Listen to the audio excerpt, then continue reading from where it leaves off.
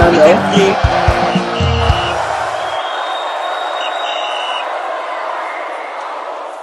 Hello guys, thank you for staying with us and welcome back to the channel. Final with the channel that keeps you fresh and updated. That's right. Concerning sport-like related stories from fans' reaction to pre and post-match analysis and of course in-depth match analysis. Ewa Nogochukwu. So it's lovely to have you guys on set. Thank you, my brother. And I'm your host, Official Ola. Be kind enough to follow us across all social media platforms on Facebook, TikTok, Twitter, Instagram, of course our YouTube page at Final with 93. And make sure you subscribe to the channel to get fresh spotlight related stories like this that we're about to present to you. Yes, guys. A few hours from now, the Super Falcons will be taking on the Black Stars of the Black Queens of Ghana. Yeah.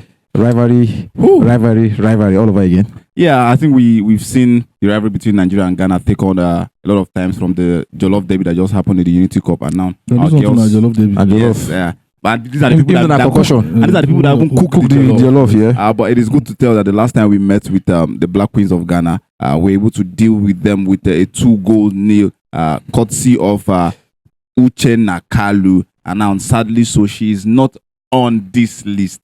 But I think that's from some form of a relief for the Ghanaian side. But I think generally we're looking at a very fierce future. Looking at the fact that the Black Queens of Ghana have, to some extent, they have better cohesion than our girls right now because of the number of times they've played in the friendlies. Friendlies, yes. From May till now, they've played about 5 friendlies. Unlike our girls, that throughout this year they just played two friendlies where we in fact this is the second friendly that we're going to be playing. The first one was Portugal. We drew Portugal. Just and weeks ago. The friendly was November last year, so I think that might be an effect to what the kind of game we'll play. But generally, I'm looking at even at that, how have our girls prepared? We know the quality that that our girls possess. Yeah.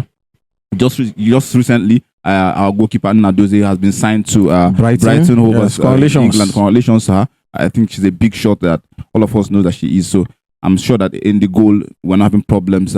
Look at the Ghanaian side. They won Malawi 2-0. Not 2-0, sorry, 4-2. And generally they've had a good run of games. But like I said, I think we were coming with more experienced players, the likes of Azizato Shuala, Ajibade, another Ashley Pumptree and all that. But generally, I'm seeing a game where experience is going to defeat what the Ghanaian side pose. You get, we have a lot of good players. Even in terms of the younger, the Shukura at them, they are still good. The Alozes, that all wonderful players. So I'm seeing a game where Magudu is going to possess the Ghanaian side today. Okay, thank you very much, Chukwuchukwu. Anyway, backstage off the camera, when me and I were talking, you were talking about how it's a worldly friendly for the Ghanaian side because Nigeria, we're not on their level now. It's obvious. I thought no disrespect to them, because they will say disrespect. So disrespect. Whatever it is, Ghana must go. Yes. But before Ghana goes, they are nobody friendlies. Okay, now official. Let's look at them. The FIFA rankings. On the FIFA rankings, they are 66th in the world. We are 36th in the world. So I 30 think places. 30 places. In Africa, we are seated first. They are seated number 4th. There's a reason. There's a reason. I think the rankings does not lie. But with that being said, I think we should not take it away from them. Going to this WAFCON, they played 2 friendlies alone. Just going to this WAFCON. They played Malawi. I think they won 3-1. And then they defeated Benin Republic, our closest neighbor, 4 goals to 2. So they have a good momentum and attacking threat, and a good momentum into going into this friendly today. So we just played one friendly where we managed a draw. So and then the truth is we just have to hope that some of the players that didn't make the last friendly get a chance to start today and then give their best. You understand? Whatever it is, like we saw in the Unity Cup, Nigeria says they don't lose to Ghana. Yes, no matter what. Whether it is male or female. Yes. Because of the bragging rights and friendly all or those not. things. So whether it is friendly or not, we don't lose to Ghana. So and then coming from the wake of the Unity Cup, what we saw that we did to their male team, they will also come and see whether they can actually get one over us, knowing fully well that they have an EU to climb in their group stage. I think they have South Africa in their group. Yes, South Africa is there. And this is one of the reasons why they want to play one of the best, because as we also say, if you have to be the best, you have to be the best. So they are preparing for a hill to climb in their group stage. So they want to play a friendly against us today, going into the WAFCON. But I think overall they are not a match to us. No doubt they are not a match to us. According to AY and Ogochukwu, and I think I will agree with you on that one. So talking about our players, Ogochukwu, the last time we talked about how thin the squad is, now it's more looking like backs of experience, youthful legs, and every other thing. It's sure to say that we're going to see that blend in the starting lineup. Sure, there's no doubt we're going to see the best legs on the pitch today. What we saw against Portugal, the players that gave us the draw was not our best 11, Yeah, and now we're going to see the best leg, and then any experimenting Magudu is going to do. So I'm expecting nothing less than a win from the girls. If we intend to make it Mission X like it is themed, you get.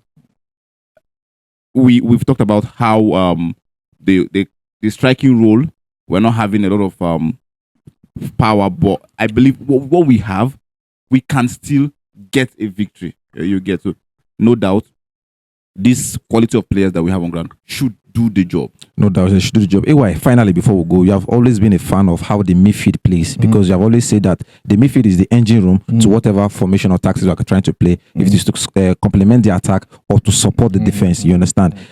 It's safe to say that our midfield did not play well against Portugal because we lack some superstars, the likes of Deborah. You understand? We didn't see the much energetic Christy, Uche, and Uchebe, and doing every other thing. It's safe to say that today's game we are going to evaluate the Falcons based on that midfield play. Yeah, you know, the last time we talked about the match against Portugal. Yeah, I think they had we talked about how they had a better second half. Yeah, than the first half. So the inclusion of Alimatu Ayinde. Yeah. So I think with the inclusion of Alimatu Ayinde and Deborah Abiodun Kante, I think we'll stand a chance to at least get a little bit of cohesion, to see a little bit of synergy in that midfield, because it is players that make a team. Yes, so I think no doubt. Once we see Deborah Abiodun, the ones that didn't play, that didn't get a chance to start, the likes of Alimatu, who are supposed to be starters, I think we will see a little bit more better match compared to what we saw in Portugal. As far as Magudu is concerned, that body attacked is Fulham. No be lie.